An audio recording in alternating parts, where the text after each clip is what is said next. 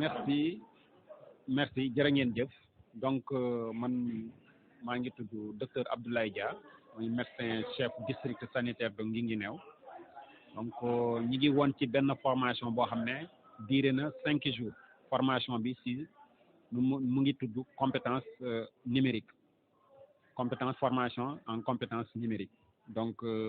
agent yi nga xam ne ñi ngi ci centre de santé Guinguinéo lañ ko doon jagleel te ñi ko def mooy waa ministère de la santé ak waa ENABEL te yaakaar naa ne formation bi am na solo lool parce que plus de 32 personnes yi nga xam ne ñu ngi ci centre de santé bi formé nañ leen ci affaire initiation en informatique ci PowerPoint Word Excel ak ay Zoom ay nu ñuy defaree ay kiiw électronique tout ça la formé la nañ ci te lu waral loolu yëpp pour que parce que d'ici peu de temps incha allah rabbi dinañuy naan lu ñuy naan digitalisation du centre de santé donc di ngeen xam ne comme même bu ay ticket nu ñu ko doon defee ticket yi sax léegi c'est électronique lay doon dootul doon ay ticket yu ñuy dagg donc loolu day doon électronique loolu yëpp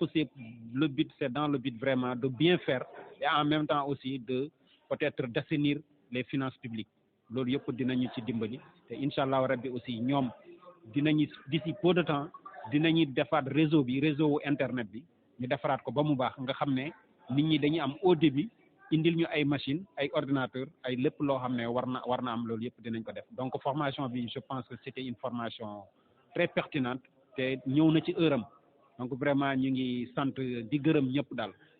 ci vraiment ci xarañte formateurs yi ak ñi nga xam ne aussi ñi nga xam ne ñu ngi leen doon former ñoom tamit suivre nañ bu baax a baax donc ñu ngi ñaan yàlla rek yàlla vraiment ñu njëriñoo ko ci formation bi donc loolu laa amoon vraiment lu ma leen di wax di gërëm di sant aussi la presse vraiment merci encore une fois. La santé est une compétence transférée. Le domaine qui faisait l'objet d'une formation, de votre formation, est de la plus grande importance parce que l'informatique est aujourd'hui le premier outil de gestion.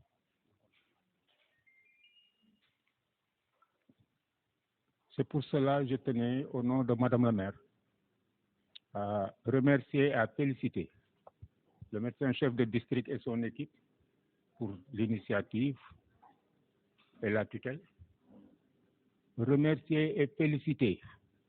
les formateurs dont la compétence a été relevée par les participants. Remercier et féliciter le partenaire qui vous a accompagné pour permettre cette activité. Remercier et féliciter vous, les participants, qui avez fait montre d'assiduité et de sérieux tout au long de votre formation. Je souhaite que vous fassiez bon usage des connaissances que vous avez acquises. Voilà, assalamu alaikum. maa ngi nuyu population Guinguinéo maa ngi tudd Seydina Issa Laye Diop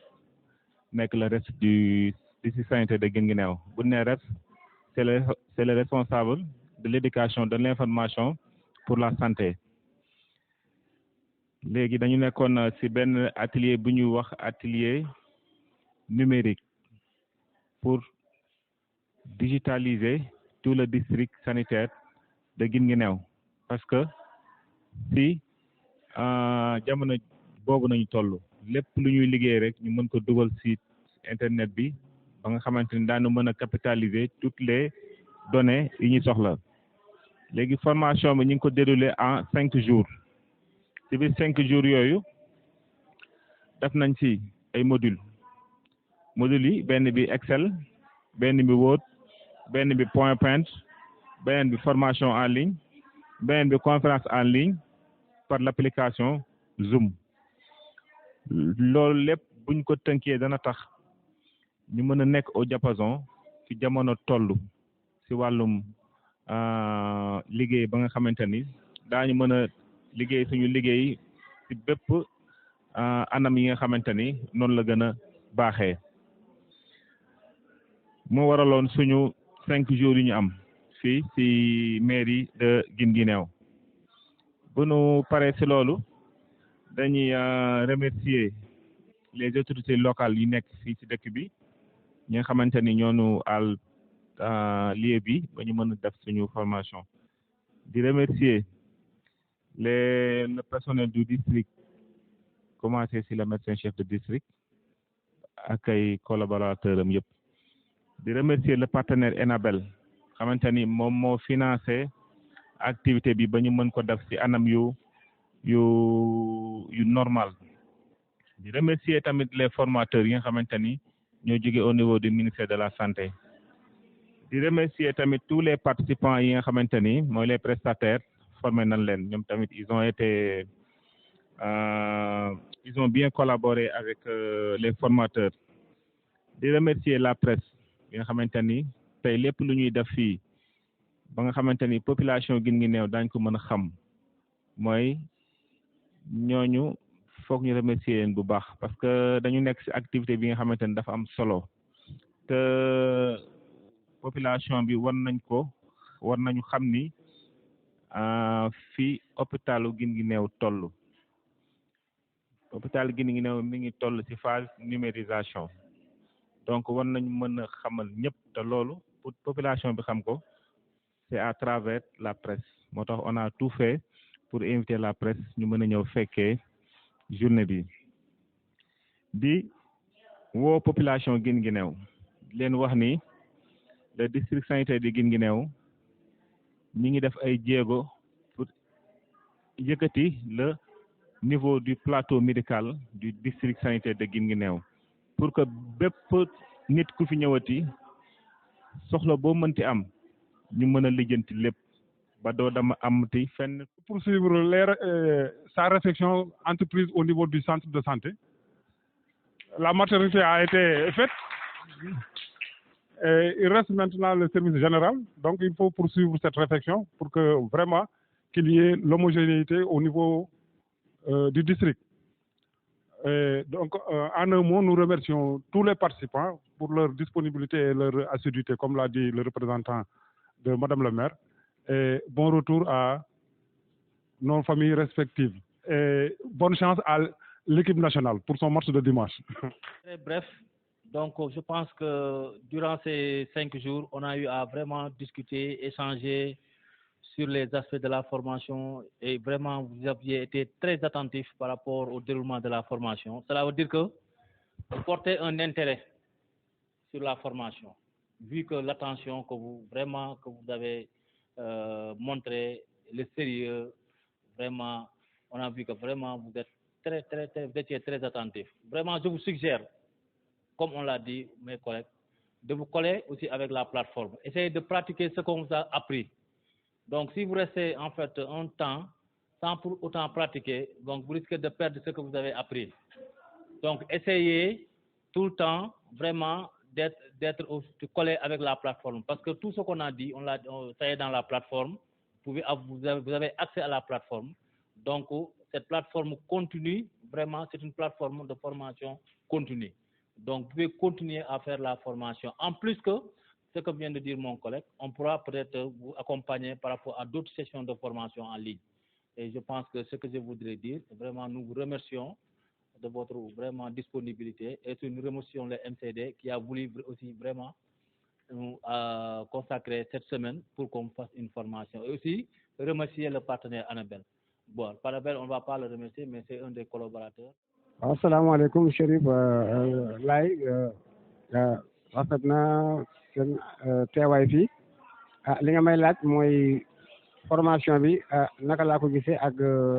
ban njëriñ la am formation bi wax dëgg yàlla njëriñ li bëri na parce que am na ci ñoo xam ne ñu ngi waroon di manipuler ordinateur te mënuñu ko woon tey jii daanaka dugal nañ leen ci mën nañ ci lu bëree bëri te nii la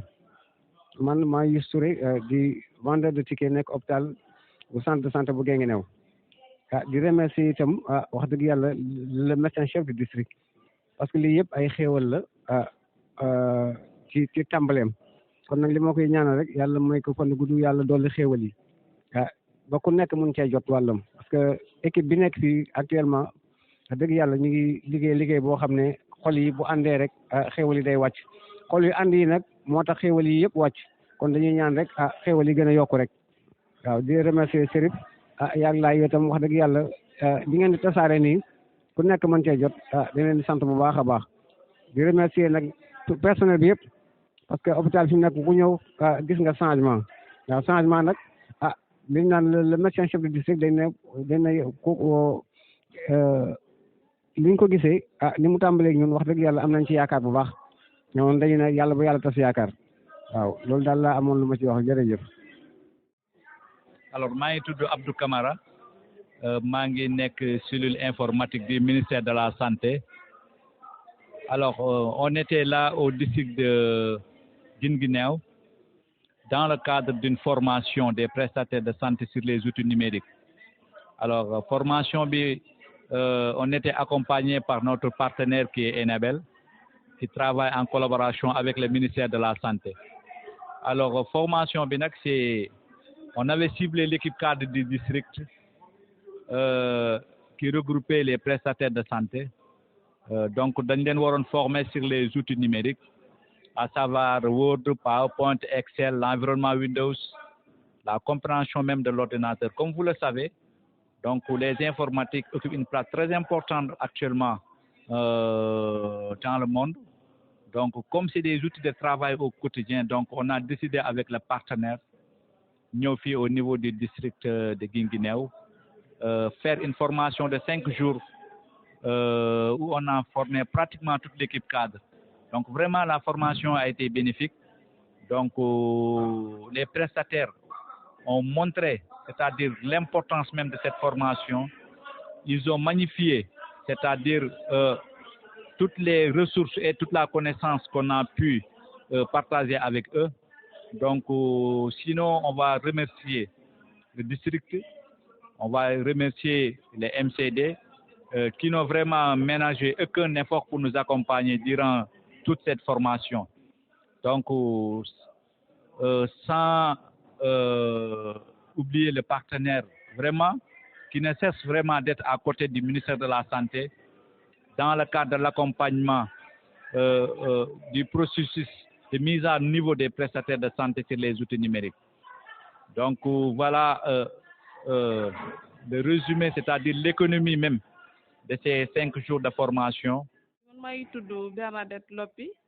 di liggéey Enabel Kaolack. Enabel mooy coopération technique belge si tur boobu la ñu bëri xamee ko. Enabel dafa di projet boo xamante ne projet belge la coopération technique belge ñoo ko fi géré ñu ngi intervenir si zone centre bi zone centre c'est-à-dire Kaolack, Kaffrine, Diourbel ak Fatick. Enabel dafa bëri ay projet yu muy géré si région bi ñu ngi si santé ñu ngi si agriculture ñu ngi ci climat ñu ngi ci agropole centre mooy promotion de l'entrepreneuriat durable et création d'emplois décents ñu ngi ci aussi direct mooy projet bu tey bi bu ñu effectué ak yéen am na projet boo xamante ne mooy PEM ak Active Invest ñoom ñu ngi basé wu sur Dakar. Enabel dafa nekk fii ci Kaolack ci région Sénégal ci pays Sénégal pour jàppale bépp partenaire bu soxla ndimbal ci wàllum intervention yu muy intervenir moo tax it dañuy dem sur le terrain di appuyer suñuy partenaires comme ça di leen dooleel ci wàllum secteur yu ñu soxla ñu doolal leen surtout